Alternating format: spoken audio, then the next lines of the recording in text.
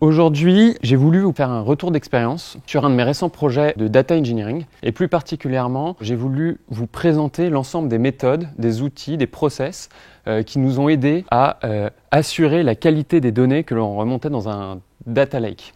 Pour vous donner un peu de contexte, chez mon client, donc il y avait une dizaine de data analystes qui analysent et croisent les données de l'entreprise pour guider l'entreprise. Leur problème aujourd'hui, c'était que les données applicatives étaient réparties dans différentes bases de données, de technologies souvent différentes. Et du coup, pour extraire l'information, ils étaient obligés d'écrire des requêtes hyper longues sur des outils de dashboarding. Et c'était source d'erreurs souvent. Le problème encore plus gênant, c'était que l'ensemble des règles business qui permettaient de faire ressortir les indicateurs qu'ils regardaient étaient réimplémentés à chaque fois et variaient donc d'un dashboard à l'autre. Pour ainsi dire, personne ne regardait les mêmes chiffres. Aussi, pour mieux valoriser l'ensemble des données qu'ils avaient à leur disposition, ils ont souhaité mettre en place un data lake dans lequel remonte en temps réel l'ensemble des données des différentes sources de l'entreprise. Donc là sur l'écran on voit le schéma fonctionnel proposé. Donc on avait une première partie de notre data lake qui consistait à extraire les données des différentes bases applicatives et à les stocker sans transformation dans ce qu'on va appeler les raw data. Ensuite on applique une série de transformations de business rules pour former des projections, à savoir des tables PostgreSQL directement utilisables par les analystes, data scientists, voire même les applicatifs eux-mêmes. D'un point de vue plus technique, voilà à quoi ça ressemblait. Donc, au niveau de la partie EL, on avait des crons, qui régulièrement donc, allaient récupérer les dernières données dans les bases applicatives, ou bien des workers qui consommaient des queues RabbitMQ dans lesquelles publiaient eux-mêmes les applicatifs. On stocke alors les données brutes dans un MongoDB sous la forme de raw data, puis on notifie via RabbitMQ les projections pour qu'elles se mettent à jour. Donc on a mis cette archi en place, on a mis un tas de tests d'intégration en place, on a mis des process de validation PM en place, et puis on s'est dit que ça allait aller, on a foncé tête baissée, on a remonté l'historique. Mais très vite, des problèmes nous ont été remontés, et en fait on s'est rendu compte qu'on était un peu aveugle sur le contenu de nos projections. Aussi, ce qu'on a commencé par faire, c'est tracer des graphes sur un outil de dashboarding pour mieux visualiser nos données. Donc par exemple, une distribution temporelle des volumes nous a permis de comparer nos projections aux sources, mais également de détecter des patterns aberrants. Ici, on remarque par exemple, à l'endroit où le bug est signalé, qu'on avait sur une période de près d'un an, toutes nos données étaient dupliquées. Ces graphes permettent aussi de confronter les chiffres que l'on remonte dans nos projections aux connaissances métiers des analystes et donc de détecter des bugs. Après avoir mis ça en place, on s'est intéressé au monitoring micro des erreurs en exploitant tous les logs qui remontaient de notre ETL, et ce à deux niveaux. Donc premier niveau, au niveau donc, des crons qui récupèrent l'ensemble des données des bases applicatives. Donc on récupère systématiquement tous les statuts de nos crons, ce qui nous permet ensuite sur une interface d'administration de visualiser leur état, de détecter les derniers échecs et d'aller ensuite voir les logs justement du job qui a échoué. On a développé pour cela une solution nous-mêmes, une petite interface de visualisation. Ça marchait c'était très bien pour les 3 premiers crons qu'on a mis en place.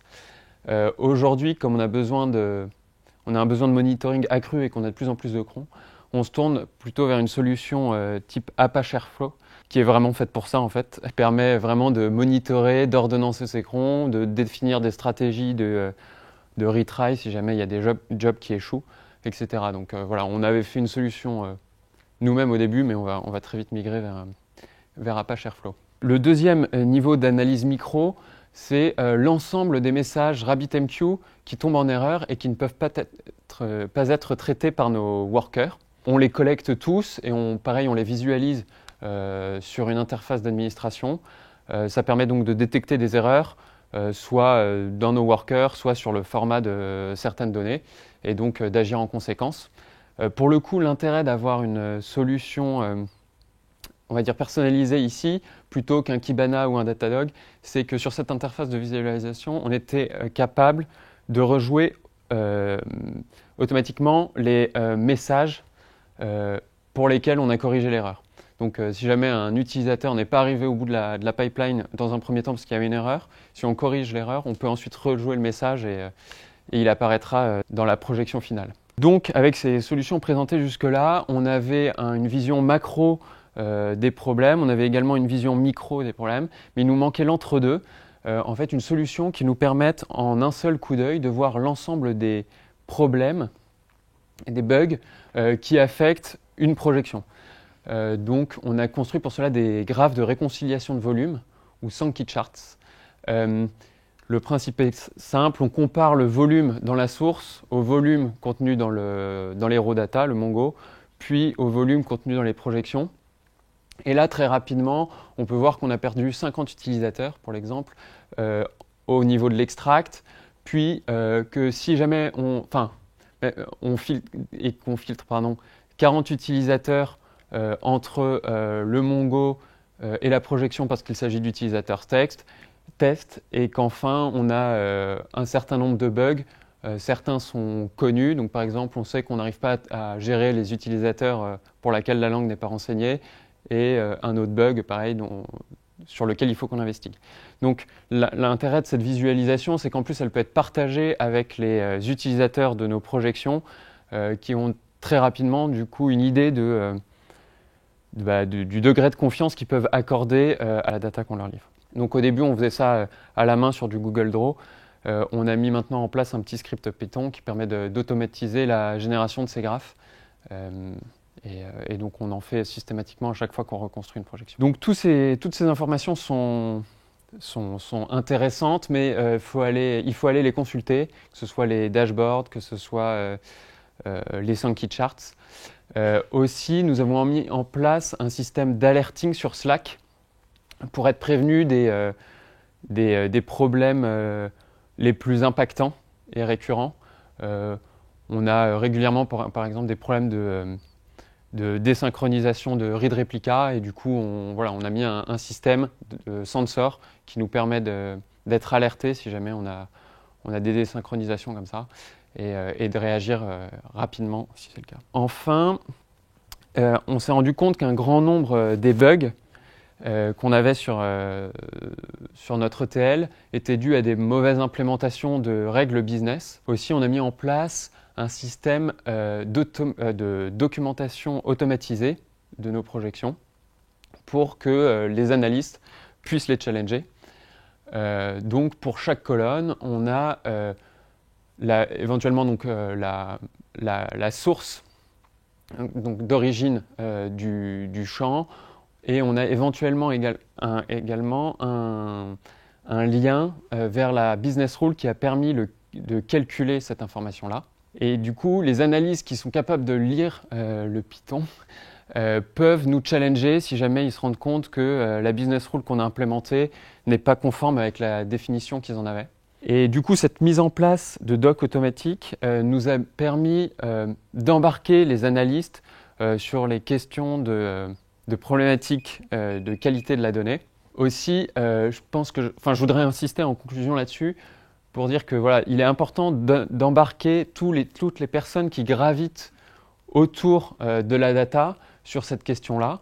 Donc, à la fois les faire valider les données projetées en traçant eux-mêmes des graphes pour qu'ils vérifient la cohérence des données, les faire valider les business rules implémentées pour s'assurer qu'elles sont conformes à la définition qu'ils en avaient.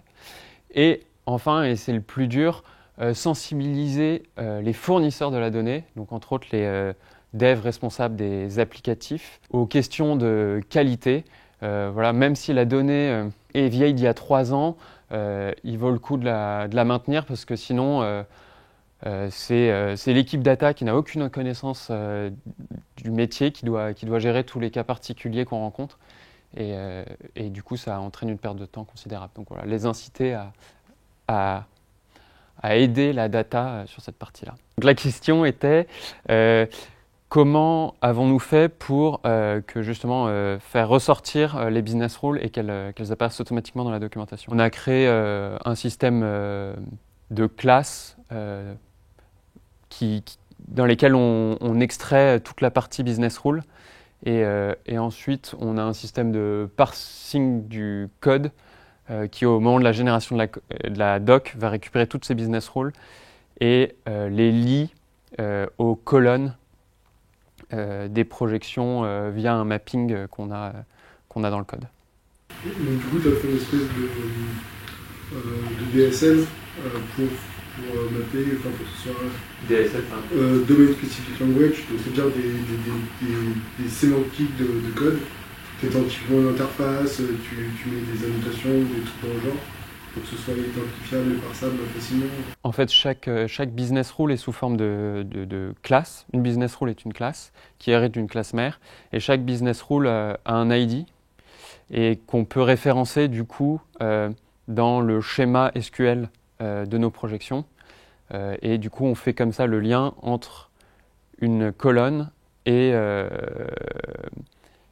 une business rule, pardon. J'espère que ça répond à ta question. Qu'est-ce qu'on aurait pu mieux faire dès le début Pas vraiment sur la suite, quoi. Ah, sur la suite, ah oui, alors mais donc oui, et qu'est-ce qu'on prévoit pour la suite ce qu'on aurait pu mieux faire dès le début, c'est anticiper, faire des dashboards en amont, avant de remonter les données, parce que en fait, on s'est aperçu des problèmes trop tard et du coup, sur certaines projections, on a droppé, la fameuse projection, on avait des duplicats de données, on a droppé puis reconstruit, donc on a perdu du temps. Donc anticiper voilà, ces questions-là, s'armer d'outils de monitoring dès le début. Ensuite, dans les chantiers à venir, il y a la mise en place d'Airflow justement pour gagner en contrôle sur la partie cron. Ce que je disais au début, ça marchait bien, on avait quelques crons. Maintenant, en fait, on n'arrive plus trop à suivre quand il y a un cron qui fail. Du coup, on se dit qu'Airflow, qui est vraiment fait pour ça, nous aiderait beaucoup là-dessus. Ensuite, on voudrait aller encore plus loin dans la documentation. En fait, les Sankey charts, les diagrammes de réconciliation de volume, on voudrait les incorporer à la doc pour que voilà, les analystes puissent directement s'y référer et tout de suite voir en fait quels sont les problèmes rencontrés sur une projection. Et donc voilà, je pense qu'il y a beaucoup de choses autour de ça, c'est l'extraction de certaines informations, les filtres, au même titre que les business rules, on voudrait les sortir pour qu'ils apparaissent dans la doc, etc. En fait, on voudrait que notre documentation puisse contenir un maximum d'informations et je pense que ça sera le plus gros chantier.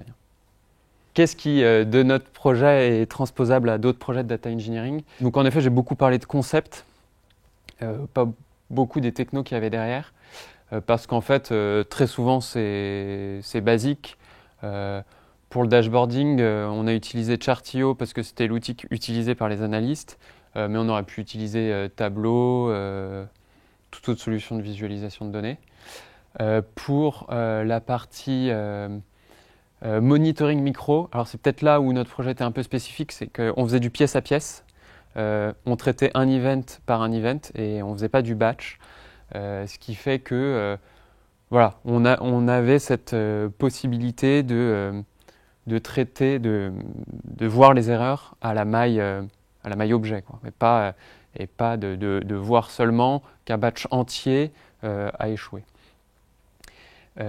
Sinon, sur les autres parties, alors le Sankey chart, le diagramme de réconciliation de volume, je pense qu'il est applicable à tout projet de data engineering qui se décompose en plusieurs étapes.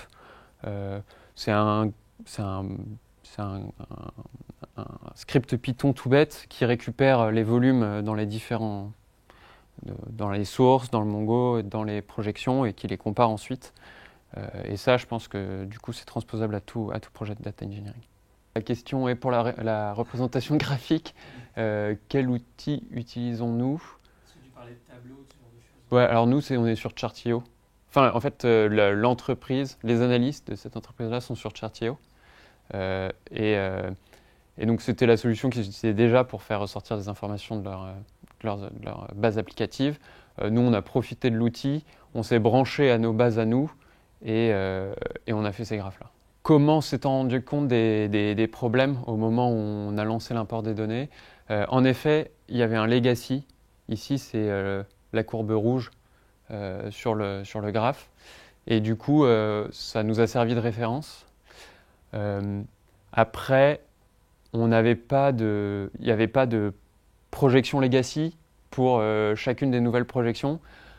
Du coup, on a quand même invité les analystes à faire eux-mêmes des graphes pour détecter des problèmes. Parce qu'en fait, sans la courbe rouge, on aurait quand même pu détecter le pic vert de bug qui est complètement anormal. Donc, même sans référence, on peut déjà avoir des choses en comparant à ce qu'on connaît ou à des tendances normales.